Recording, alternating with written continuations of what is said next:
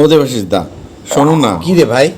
তোমাকে কতবার করে বললাম যে বিয়ে করব, আমার জন্য একটা ভালো মেয়ে দেখে দাও।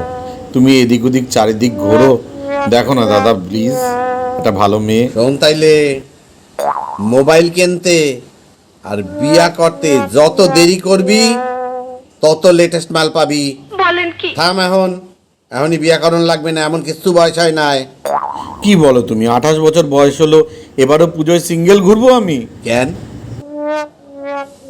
এরোর গার্লফ্রেন্ড দেখবি, ঠাকুর দেখতে বাইরে এরোর বউ দেখবি, ডুকু ডুকু খাবি, ইয়া ভালো না? শোন, বিয়া কইরা কিচ্ছু শান্তি নাই, অশান্তিতে মরতে আছি, অশান্তি অশান্তি। ওরা কি ভাবো যে বিয়া কইরা শান্তিতে বউ লইয়া ঘুরবি? ওরে পূজার মধ্যেও শান্তি নাই।